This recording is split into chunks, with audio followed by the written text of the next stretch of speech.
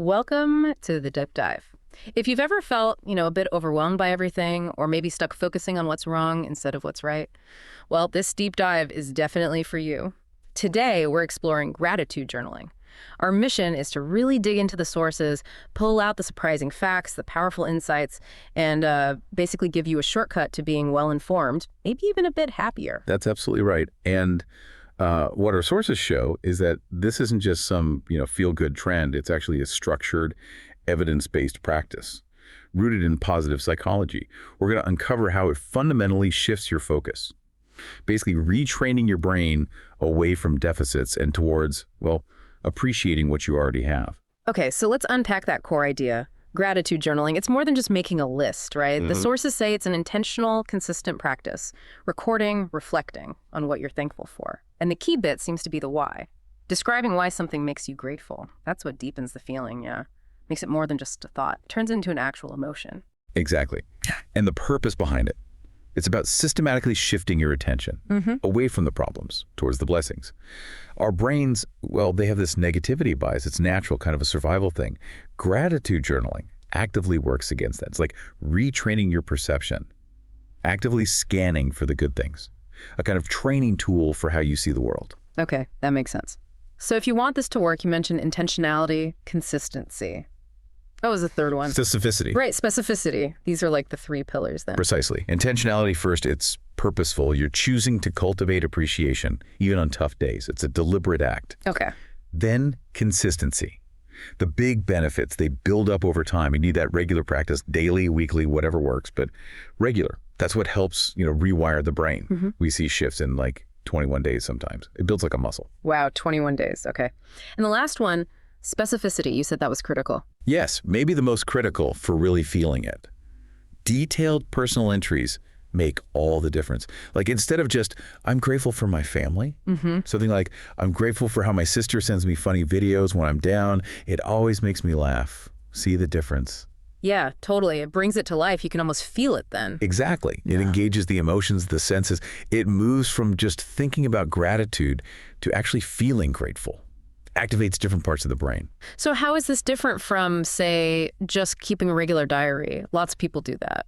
That's a good distinction to make. Think of a general diary, like a wide-angle lens. Yeah. It captures everything, good and bad. A gratitude journal is like a telephoto lens. It zooms right in, specifically on the positive. It's structured mindfulness, really, but aimed at appreciation. It's not like expressive writing, which often processes negative stuff, or affirmations, which are more future-focused. Gratitude journaling is about appreciating what is right now. Okay, this is where, for me, it gets really interesting. Because we think of gratitude as a feeling, maybe something polite. But you're saying it actually changes your brain physically. Yes, that's the core of the neurological transformations. It hinges on neuroplasticity. Our brains aren't fixed. They change based on experience. Yeah. And consistent gratitude journaling. That's a powerful experience for the brain. It strengthens the neural pathways for positive emotions. Each reflection is like reinforcing those circuits. So eventually, thinking gratefully becomes more automatic.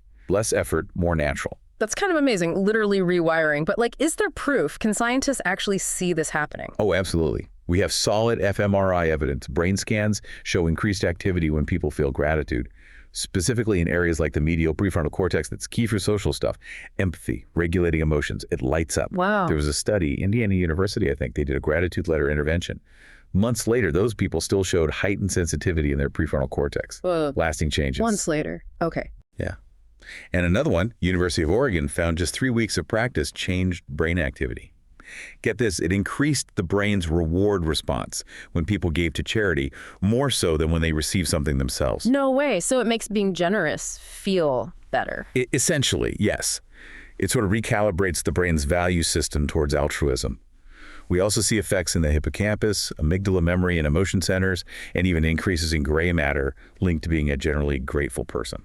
So we've got brain activity changing, structure changing. What about the chemicals, the neurochemistry? What's going on there that makes us feel good? Right, the actual feeling. It has a clear biochemical basis. Gratitude activates the brain's reward system. You get a release of dopamine, that's pleasure, motivation, and serotonin, mood regulation, happiness. The happy chemical. Exactly. That's why people call it a natural antidepressant sometimes. It creates this positive feedback loop, making the practice itself feel rewarding. And crucially, it lowers cortisol. The stress hormone. Right. So it shifts your body out of that fight or flight mode and into the rest and digest state. Yeah. Calmer nervous system, lower heart rate, blood pressure, relaxation. Okay, so you've got the brain rewiring, the chemical boost. Let's talk about the psychological shifts. How does this change how we think and feel day to day? Well, a huge part is cognitive reframing. We talked about the negativity bias, right? How our brains naturally latch onto problems. Gratitude journaling directly tackles that. It trains you to disengage from those negative loops and actively scan for the positive. Like CBT almost. It's a very practical application of CBT principles, yeah. Yeah. Interrupting rumination, worry cycles. Interestingly, studies analyzing language show the benefits often correlate more with a drop in negative words people use, rather than just an increase in positive ones. Okay. So it's not just adding positive, it's subtracting negative. Exactly. It helps break those unhelpful patterns. Then there's the broaden and build theory. Okay, what's that? Barbara Fredrickson's idea. Positive emotions, like gratitude, actually broaden your mindset. They open you up to new ideas, new actions. Like feeling grateful might make you think of creative ways to thank someone or inspire you to help someone else. Ah, okay. Broadens your options. Right. And this broadening helps build lasting resources. Things like resilience, optimism, stronger relationships. It creates an upward spiral of positivity. I like that, an upward spiral. And finally, there's the find, remind, bind theory. This really highlights the social side. Social? How so? Well, gratitude helps you find good relationship partners. Grateful people tend to be more supportive. For existing relationships, journaling reminds you of people's values so you don't take them for granted. And it brings you closer by making you want to reciprocate, to invest in the relationship. So this private act has real social ripple effects. It really is incredible how interconnected it all is. Brain, mind, body, relationships. So what are the big measurable benefits people actually experience? The research is pretty clear here. For mental and emotional well-being, we see significant boosts in happiness, positive mood, life satisfaction. Meta-analyses confirm this. It builds optimism sometimes really quickly, like within a week. Wow. And it's helpful for depression and anxiety symptoms. Higher gratitude links to lower depression across tens of thousands of people studied. It cuts down on rumination, lowers cortisol, like we said. One analysis showed lower scores on a standard anxiety scale, the GAD-7. That's quite specific. Yeah. And crucially, it builds resilience, your ability to bounce back. Gratitude helps you find the good in spite of hardship, not just when things are easy. That's a really important point. It's not about pretending things aren't hard. Okay, what about physically? The mind-body connection. Big impacts there too. Physical health outcomes. Sleep is a major one. Improves quality, duration. Reflecting on positives helps quiet the mind before bed. Linked to the hypothalamus. Better sleep. Okay, Yeah. What else? Cardiovascular health. Grateful people tend to report fewer physical symptoms. We see reductions in blood pressure. One study on heart failure patients showed less inflammation, better heart rate variability.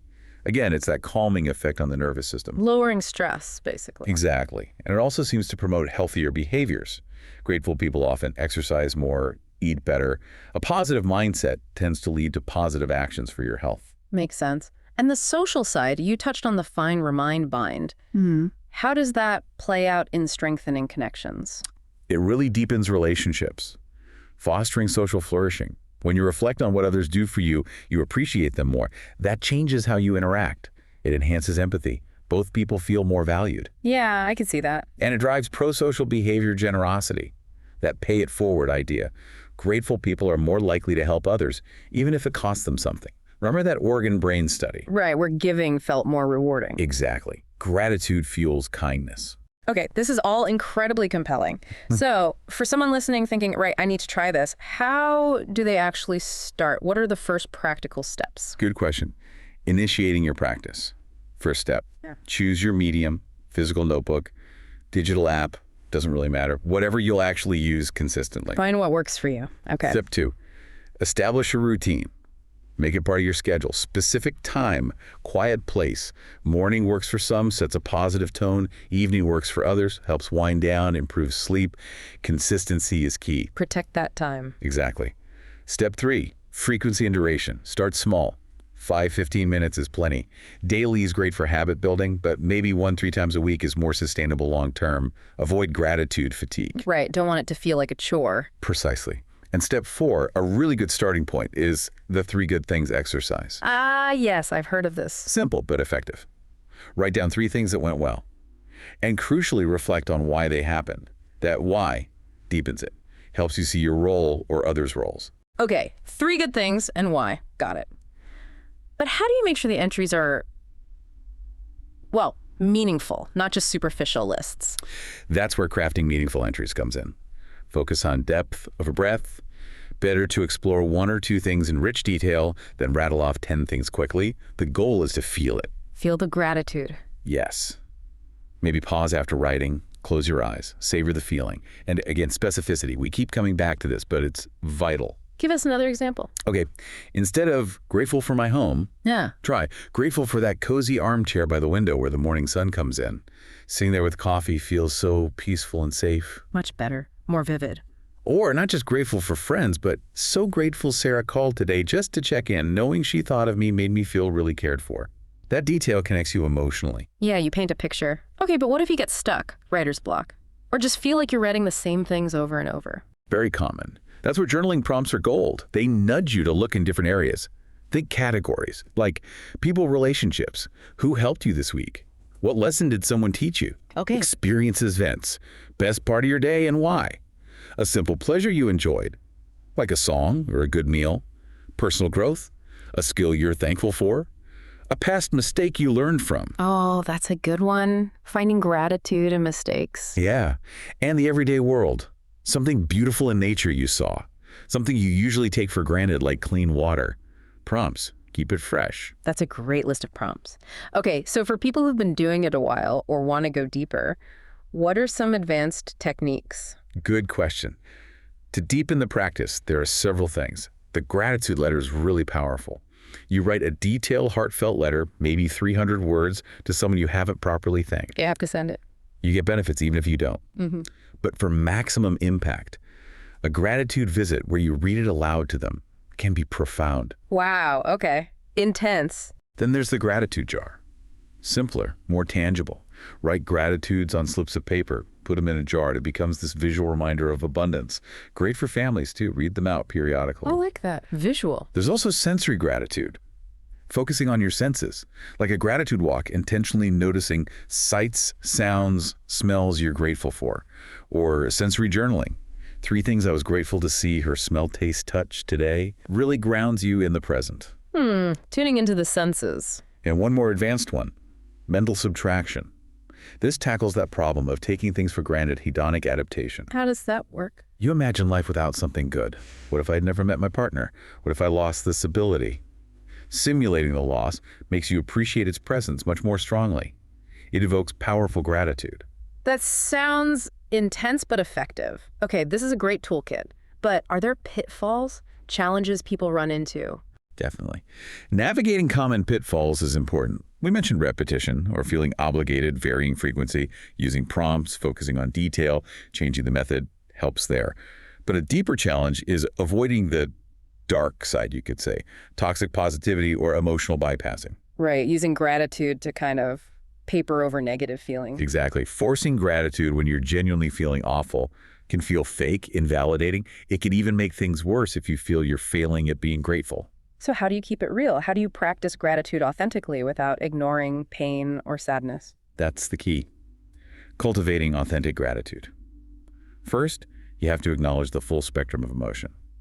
A healthy practice doesn't mean pretending everything's rosy. It's about seeing the good alongside the difficult. You can feel grief and be grateful for support.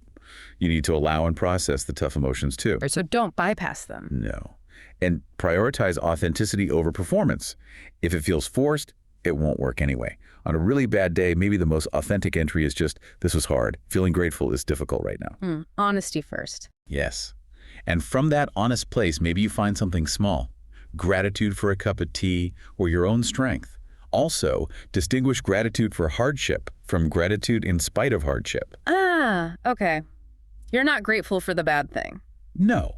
You're grateful for things despite the bad thing, like resilience you discovered, lessons learned, kindness received during the struggle. That makes a huge difference. What about when things are really, truly difficult? Strategies for adversity. When facing real adversity, focus on the micro moment. Shrink your focus right down. The taste of water, a single deep breath, the warmth of a blanket. These tiny sensory gratitudes can offer moments of respite without denying the larger pain. Micro gratitudes, I like that. You can also contemplate impermanence, even death.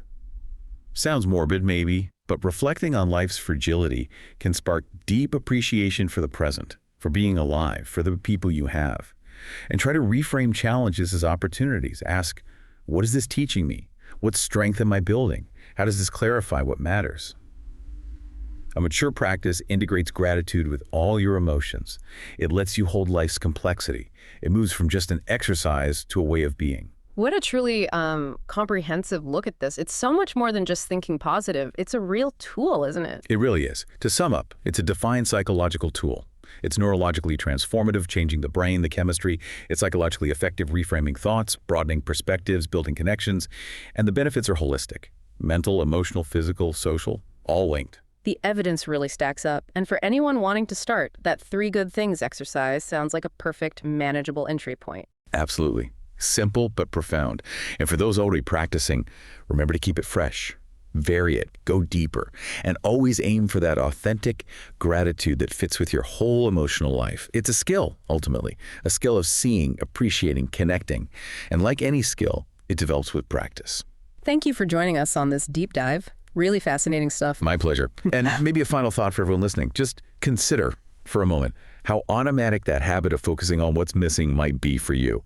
And then, what could consistent, authentic gratitude start to reveal about the abundance that's maybe hidden in plain sight in your life right now? What new thing might you actually see tomorrow just because you listened today?